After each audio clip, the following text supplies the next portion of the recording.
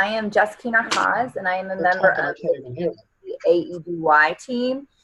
And this is our monthly webinar giving you updates or some training and technical assistance regarding the changes or any new information regarding AEDY.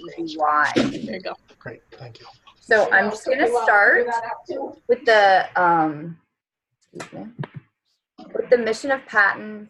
It supports the efforts of the Bureau of Special Education in order to build capacity for local educational agencies to serve students who receive special education services. Today I want to go over some of our regular updates. We provide weekly updates in the Leader system on the login screen, and there's a repository of all of our updates that we have provided the field since we began the process around October.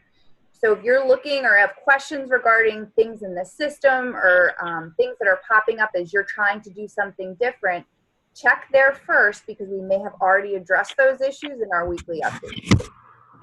Secondarily, if you're listed as a secondary contact in the Leader system, you should be receiving our weekly updates. And if you're not, let us know. But know that you can go right on to the login and see them there. I don't know if many of you know, but we have created a short survey to inform our support of the field. So if you could, either you can right now, click on that QR code, and complete a really short survey. We would like all stakeholders, including sending LEAs and providers, to provide us feedback with the areas that we can help you and support you more throughout this process. The other note I want to give, our tech person told me to share that it's critical that you use capital letters when you put the WLY, use all capital letters where they're noted here. So if you want to take a second and jot that down, we really would appreciate any feedback you can provide us, and then it will construct how we move forward in our training and technical assistance in these monthly webinars, as well as we're currently working on the AEDY conference.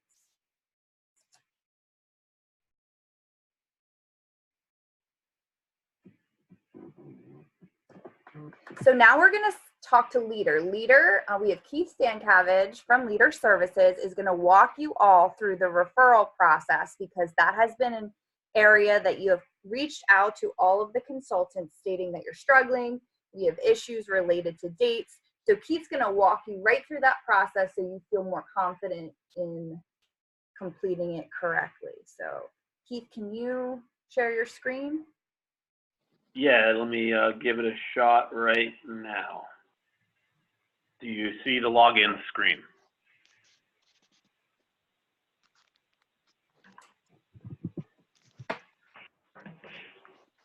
Let me try this. How about now? All right, I'm going to mute myself, Keith. Go ahead. Okay. Yes, we can see it. I'm just going to briefly go through how to create a referral as a LEA, submit it to a provider, accept it as a provider, complete the section, I see it, and resubmit back to the LEA.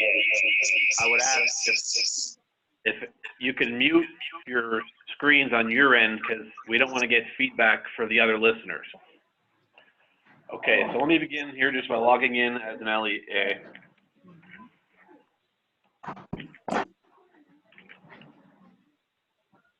Okay, your basic index screen as an LEA, you'll just see this link here, referrals created by your LEA. A lot of you may be familiar with this already, so I don't have to spend too much time on it. To create a referral from scratch, you'd click this link on the left side.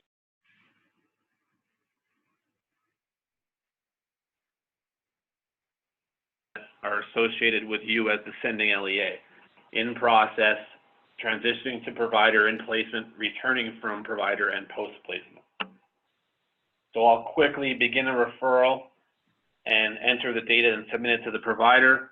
Typically here you'd enter a secure ID of a student within your district, so you would return the demographic fields from PIMS, seeing as this is a test district. That's not going to happen. Let's see if he So I'm can just going to find- hit begin. It's going to say that we haven't found the student in PIMS, so we have the option to manually add the student. When I do that, I just have to enter the demographic information on this screen before proceeding into the referral. All right. He's going to, hold on one second. Enter some demographic fields here and hit create down at the bottom.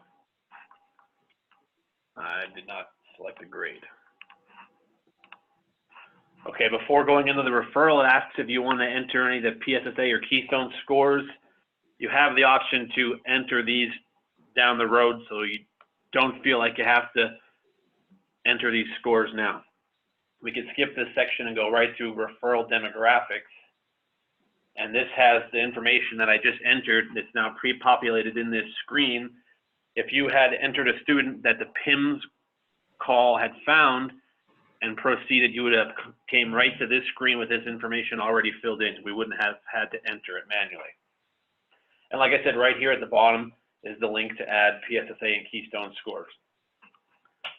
So there's 5 sections of information that you have to complete before you can submit the referral to the provider. And at any time you try to submit to the provider, you would just always circle back to this demographics link on the left side. You'll make a habit of pinning this flyout menu open when you come into a referral.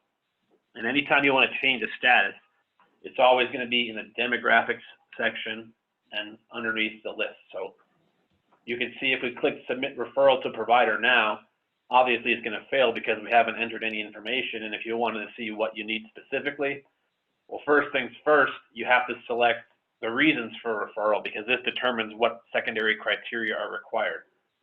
And this will link you to the section where you're missing the information. You can see here that the section is criteria, which is the second part of the pre-placement. So we'll just go there, and here's your 6 reasons for referral. And you can pick one or more of these and put them in order of rank. So we just say that number 2 is the reason for this referral. Make sure you hit save at the bottom of the screen, save and stay, or save and proceed to the next section. So we'll save and stay, and now if we go back and try to submit it, we now know what specific information specific to this referral we need. So if we try to validate, we need guardian information, we need to set the actual provider we're going to submit to, you know, informal hearing, location, signatures, standard stuff. So we'll go through each section one by one and enter the required information. Demographics, it said that we needed guardian information, so we'll go ahead and punch in some information there and save. Oh, whoops.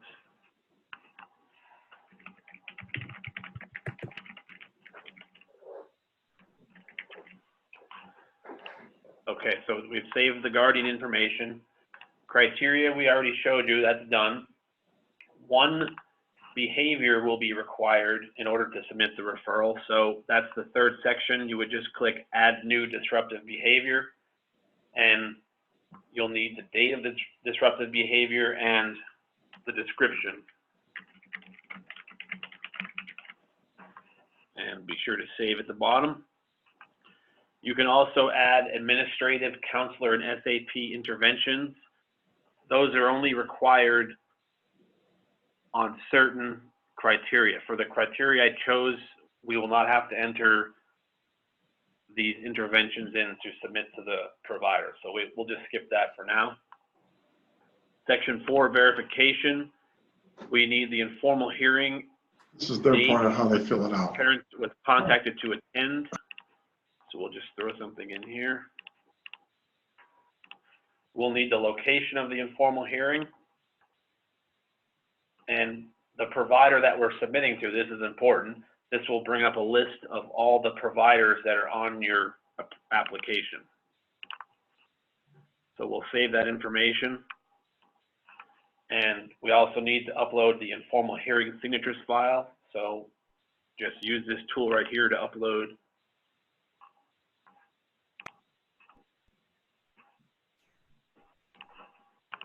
PDF or Word document. Click upload, it's done. Oh, this is. Last section, manifestation, is only, this information is only required if the student is in special education. So if we go back to the demographics screen and try to submit again, when we click validate, we're going to get the green check, meaning we've entered all the required information. We can now submit it to the provider we chose. So we'll carry on by going to the referral submission page. This is going to pre-populate with some email addresses that are pulled from the application of the provider you're submitting the referral to. So since these are just test emails, I'll just punch in a legitimate email. You can uncheck these and add your own or any combination of the four, but at least one of these must be entered or selected. So we're happy with who's getting an email. We click submit. Let the email fire off.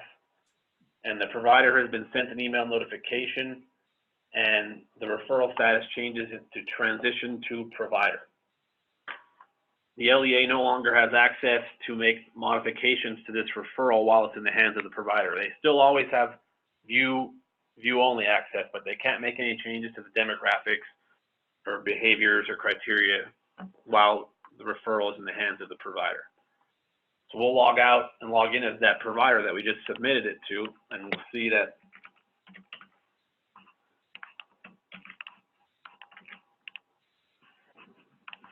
if this provider goes to the referral index, they'll now see a new incoming student referral.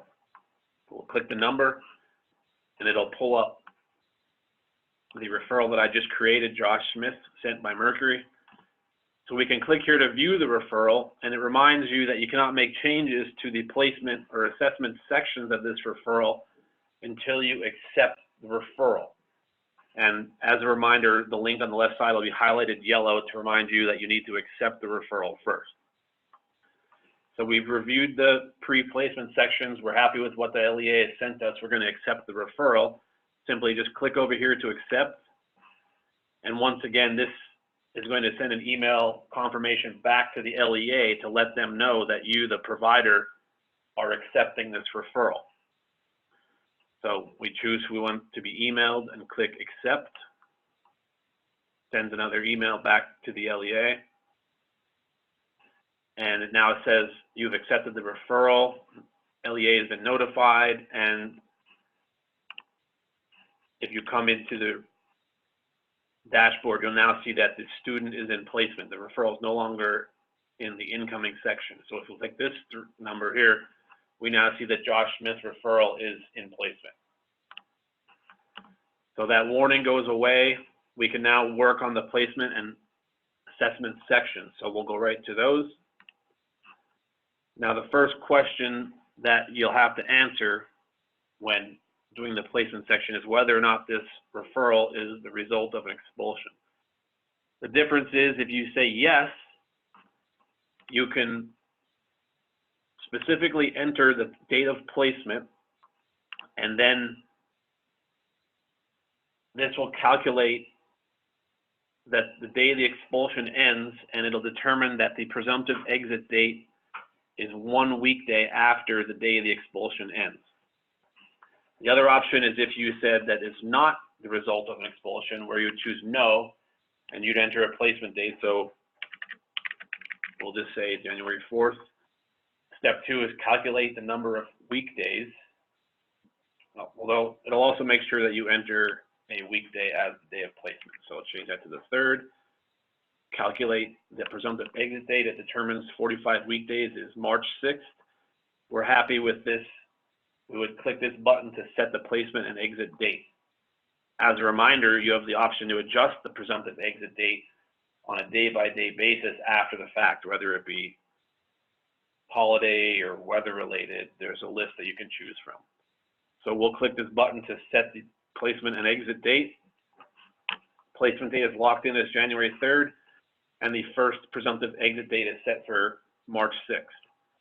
Just to show you, if you had to adjust that day, right under the exit date will be a link to modify the exit date. So we would just click this and then click adjust exit day by 1 day. It tells you the current exit date, the proposed new one. Since the current exit date would be a Friday, this rolls over to the following Monday, and you would just choose a reason and hit adjust by 1 day. It's going to keep a record set of each time you adjusted it. It says here in bold that the current exit date is now March 9th. And if you go back to the placement section by clicking this button, you'll see that it adjusted it on this screen as well, March 9th. So during the course of this 45-day stay at the facility, you would enter whether or not the student was present during the first and second quarter, and then the day of the status update meeting, which would be, I'm assuming, pretty close to the presumptive exit date. So, and then the outcome of the status update meeting. Use this button right here to save this information. And now, after 45 days, but not necessarily the entire 45 days, the transition can begin before the 45-day period is up. But regardless of when it's time to make a decision, you have two options. Transition the referral back to the LEA, or decide that the student must remain in placement for another 45 days. Before you can choose either of those options, however, you have to upload a 45-day review document. Now there's directions and a sample of the form. Here's the PDF that's a longer description of the directions for this transitional plan. So you can review that. And you could also click the Word document to see a sample. And there it is. It's just a couple fields: student, date of birth, grade, recommendations, interventions that took place, and so on. Keith, can I interrupt you for a second? It's Jess. I just want to also state that this is an area, this is a newer component of the referral system, and we are seeing that providers are not completing this section, and we need that document uploaded whenever a presumptive exit date has occurred to show the justification of why the child either was ready for transition or remains in placement. So this is critical when you have that status update meeting, that you're going back into the system and uploading. We are constantly reviewing the referrals and where students are in the process. Thanks, Keith. You got it. Okay, so for this first presumptive exit date, this first 45-day stay, I'm going to say that the student is not ready to transition. So first things first, I must upload a transition 45-day review transition plan stating that the student's not ready for transition. So you would just grab that off your desktop. A PDF or Word document will do just fine. Click open and then upload here on the right. And you'll now see that file is in here, and you can click it at any point to open the file within the web browser. Now that we've uploaded this file, we have these two options become available. Like I said, we've determined the student needs to remain in placement. So we'll click remain in placement on the right here. And then we need to enter a reason why the student needs to remain in placement. And click this green button. What this is going to do is start the second 45-day timer. And it already tells you that the 45-day second exit date will be May 11th, which is calculated as 45 weekdays from the first presumptive exit date. And once again, it reminds you, you can adjust this day down the line. You're not locked in for May 11th. So we'll click remain in placement, and we'll see that we're now on the second presumptive exit date of May 11th. The link to change it, just like on the first panel. Same questions, same procedure. Whether the student was present, the status update meeting, and the result.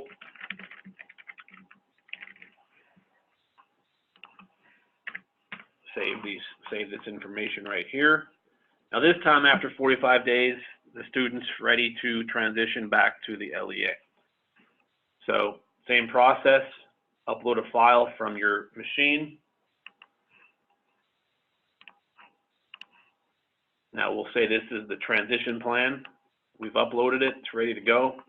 This time we're going to choose ready for transition. And it just states you've determined a student's ready to begin transition. After entering a transition date, click begin. And then you'll also be required to fill out a placement survey that appears on the next screen. It's technically this screen, but we just don't see this 45-day panel anymore. So we'll put in a transition date of May 10th. Click begin. Now, one last thing that you need to do before you can actually submit back to the LEA is you have to affirm that the student is ready for transition. You would simply click this button. Before you do so, you can also answer these questions that are in reference to whether the student had a successful transition. Did he or she improve her GPA? And then be sure to save that information with this button here. As a reminder, you can't actually submit this referral back to the LEA until you click this. If you tried, if you went to demographics and hit transition, we would get this warning. You cannot transition the student back to the LEA until you affirm. So we'll click this link. We're back here and we forgot to click this button. We'll click it. The green check reminds you and anyone else that might work on the referral that this button has already been clicked. Come back to demographics and try to transition again. This time, no warning. We can proceed with transitioning the referral. So we'll set the emails and we'll click transition. It's going to send emails to the LEA to let them know of the incoming referral and the status changes to transition to LEA. You as the provider will now see that the referral has moved into this third column, students transitioning back to the LEA. You can still view the referral, but you can't make any more changes to it. So the last step is the sending LEA got the email that the referral is on its way back to them at the district. So we'll log in as them, go to referrals created by your LEA. And in the fourth column, we'll see Josh Smith, referrals transitioning back to the LEA.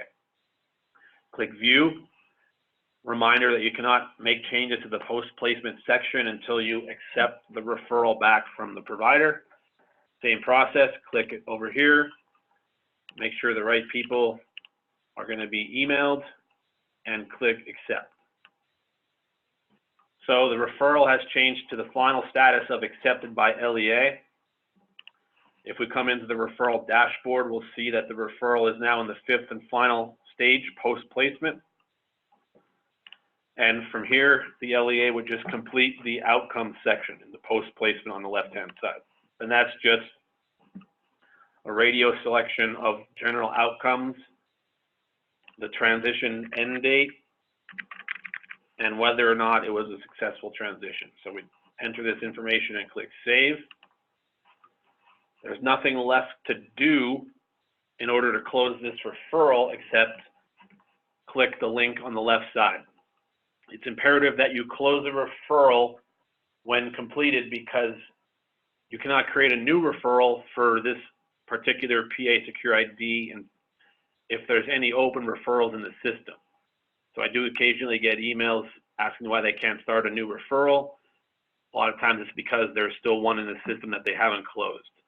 So just get in the habit of closing a referral when you're done by clicking this link over here and putting in whoever needs to be alerted that this referral is going to be closed.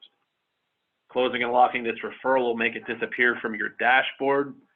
It'll still be in the system for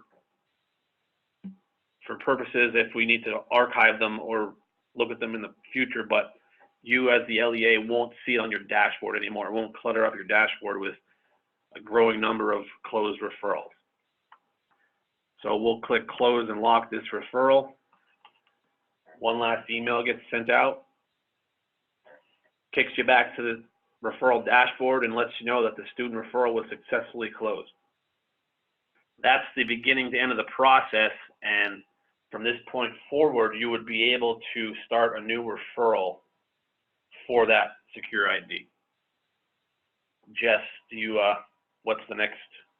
So we have some questions. I'm just kind of going through them as you were talking. Tom asked if when a student moves from one LEA to another, there should be an easy way to transfer student information. For example, moving a student on PASA. So from one LEA to another, I think he means if a student is transient and moves from one LEA to another, and the second LEA is going to accept the fact that that student is in the AEDY setting. Yes, that's a process that's handled by me. Yes. And you just reach out to Dana or John at PDE and let them know that a student has left your district and moved to another district, and then I'll go in the system and I have a process that I can easily just transfer the referral from one sending LEA to another. And once that process is done, the new LEA that just received the referral has access to it, and all the information that was already entered will still be in there. There'll be no need to re-enter any information. The only thing that has changed is the sending LEA. So that's something for, as of now, that I take care of here, and we may look into making it an automated process for the end user in the future. But for now, just get the information out to us, we take care of it. Then Jane asked, what if a student's not transferring back to LEA, but they're changing to a different AEDY provider? Jane, again, that's a one-on-one circumstance or situation that we would, the AEDY team would have to review and determine. Students shouldn't be transferring AEDY to AEDY locally. So that would be a one-on-one question, individualized by the student. Let me read some more. Should in-house providers that have different buildings and AEDY programs have different log-on information? That's at the discretion of each individual facility. We recommend that if multiple people are using it, that they have their own separate logins. It's in no way required, but it's easier to track changes and see who made modifications to what sections if each person has their own individual login. So once again, if you're, now this isn't just for in-house, this is for correct regular LEAs, private providers, whatever. If you have multiple people that use the system from your organization, just send me a list of the name and email of each individual user, and I'll create individual accounts for you. Lisa, you can reach out to me and I'll answer your question.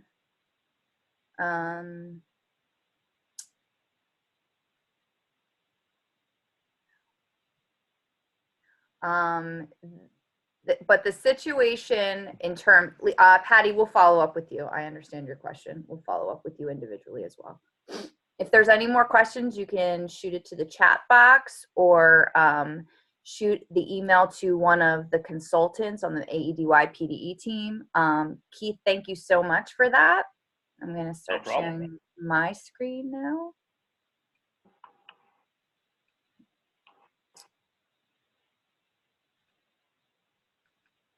All right, so I just have a few more updates. On the screen right now are the upcoming training opportunities that we are recommending the field attend. And I tried to put things from all regions of the state.